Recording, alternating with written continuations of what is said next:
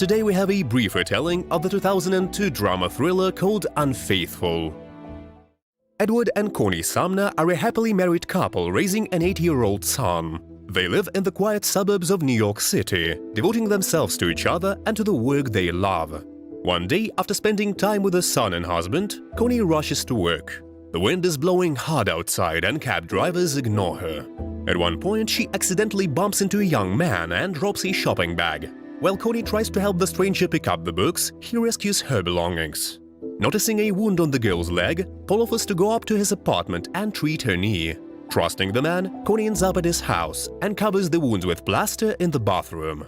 Paul lives alone in the apartment of a sculptor who's moved to Paris, and he resells the books, finding interesting and valuable copies. Showing affection, Paul gives one of the books to the girl and offers to meet again. Married Connie considers this inappropriate and hastily leaves the stranger's apartment. When she returns home, she shows her son her wounds so he can take memorable pictures and tells her husband about the chance encounter. Ed offers to send the savior a bottle of wine, but Connie finds the gesture unnecessary. In the evening, the girl seduces her husband and wants to make love, but he's too keen on the new video camera. Still, he gives in to the temptation and wants to kiss his wife, but doesn't have time to do so, because their son doesn't sleep. The next morning, Connie takes her son to school again and picks up the book Paul gave her. Finding a business card inside, she decides to call the man but is troubled by doubts. On the second try, she manages to get Paul on the phone, and he invites Connie in for a cup of coffee. When they meet, the man takes her by the hand and helps her read a book for the blind. Feeling sympathy for the sex, married Connie is embarrassed and leaves his apartment in a hurry. When she arrives at her husband's workplace, she gives him a sweater and doesn't want to distract Ed from his work. Taking time out for his wife, he tries to find out about his beloved's plans for the near future. Connie says she wants to hold a charity auction, which will be attended by one of Ed's colleagues. In the evening, Connie ignores her husband and thinks about a new acquaintance. She remembers his touches and compliments. Visiting Paul again, Connie brings him freshly baked muffins and is ready for coffee. The bookseller offers to dance, and at one point she forgets about the baked goods. A moment more and the couple would have kissed, but the music record is jammed. Paul tries to fix the problem, but a couple of minutes is enough for Connie to come to her senses and remember her husband and child.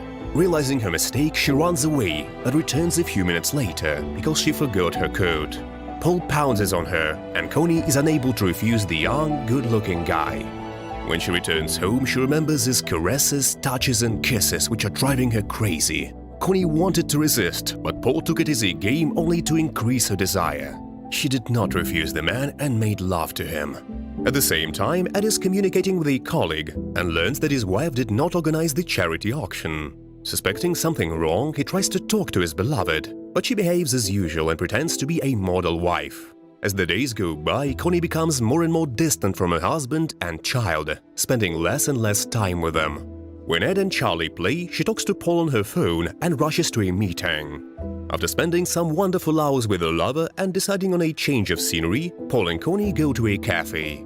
At one point, she wants to leave so no one she knows will see her with a young lover. Paul proposes an argument, as a result of which they stay in the cafe. At the same time, Ed's subordinate Bill Stone notices her and draws obvious conclusions.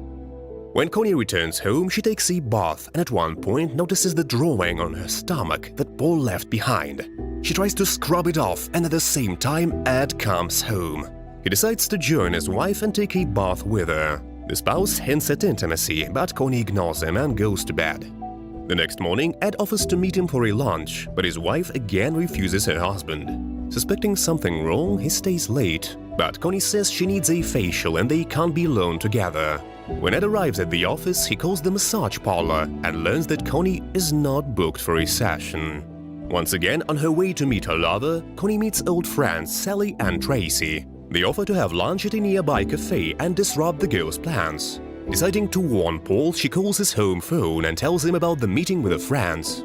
The lover comes to the cafe and the couple makes love in the bathroom. The women notice the good-looking guy and Sally admits she would love to spend the night with him. Tracy doesn't share her friend's wishes, for she once cheated on her husband and paid dearly for it. Betrayal brings pain and suffering. Sooner or later her husband will know about it, and it will be the end of a good life. Despite all this, Connie doesn't draw any conclusions and spends time with Paul again. Upon learning that Bill has been meeting with a competitor, Ed kicks him out because he has betrayed their company, which is a second family. As he leaves, the subordinate tells him that it's not his place to judge betrayal in the family, and that Ed had better watch out for his wife. After concluding, the man meets up with Frank Wilson and asks him to follow up on Connie. The same night, Ed informs his wife that he has to leave on a business trip and will return in 24 hours. While in Chicago, he constantly thinks about Connie and sincerely hopes that his suspicions are nothing. At the same time, the girl buys a sexy lingerie and spends time with her lover, forgetting about her son. Upon his return to New York, Ed meets with Frank, and he provides him with a photo that confirms his worst fears. Connie walks openly with a young lover, spending time with him in cafes and movie theaters. Tired of cheating, Connie decides to meet Paul and end their relationship, but notices a guy with a young girl. In a fit of jealousy, she pounces on him and demands an explanation. Connie then says goodbye to Paul and leaves, but he catches up with her in the stairwell and the couple make love again. Ed arrives at Paul's house and almost comes face to face with his wife, but Connie is lucky to escape unnoticed. Going up to his wife's lover's apartment, Ed tries to control his emotions. He drinks and learns about how they met. Noticing the souvenir he gave his wife by the bed, Ed loses control of himself and hits Paul over the head. Realizing that the lover is dead, the man tries to recover and is ready to turn himself into the police. But at some point, he changes his mind and destroys the evidence. At the same time, Connie calls Paul and leaves an audio message. She leaves him and she cannot continue to cheat on her husband. After erasing the message and destroying all the evidence, Ed wraps Paul's body in a rug and tries to take him outside. The elevator is stuck, but the man manages to pull the body out and hide it in the trunk. Going to his son's children's matinee, he tidies himself up in the bathroom and watches Charlie perform. In the parking lot, the trunk of his car accidentally crashes into one of his parents. Frightened Ted doesn't want a trial and drives home, and at night he takes Paul's body to a public landfill. After disposing of the body, he drives to the car wash and destroys the last evidence that could expose him. A few days later, the police arrive at Ed and Connie's house. Paul's wife reports him missing, and the only clue leading to anyone is Connie's phone number, written in the missing man's notebook. Connie tricks the detectives and says she wanted to buy some books, but she doesn't know Paul and has only seen him a couple of times. A few more days go by and the workers find the guy's body. The cops visit Connie again and question her. Ed cheekily lies to the detectives and defends his beloved, then asks them to leave. The next morning, Connie picks up her husband's dry cleaning, and in one of his pockets is a photo taken by a private detective. The same evening, she notices a souvenir she gave Paul shortly before. Now Connie understands who's behind Paul's murder, and left alone with her husband, demands that he confess. Knowing the betrayal, Ed wants to kill his wife, but is held back for the sake of his son. The couple spends the next few days as a happy family, even though they are frightened by the siren of a police car passing nearby. After opening the souvenir, Connie finds a message left by her husband after the wedding. Now she understands why the orb was so precious to him. Covering up his crime, Connie burns the compromising photo. Over and over again, remembering meeting Paul, she realizes that if she had gotten in the cab and not gone up to the stranger's apartment, things might have been different. Ed can't handle the gravity of the crime and is ready to confess, but Connie convinces him to go on living as if nothing had happened.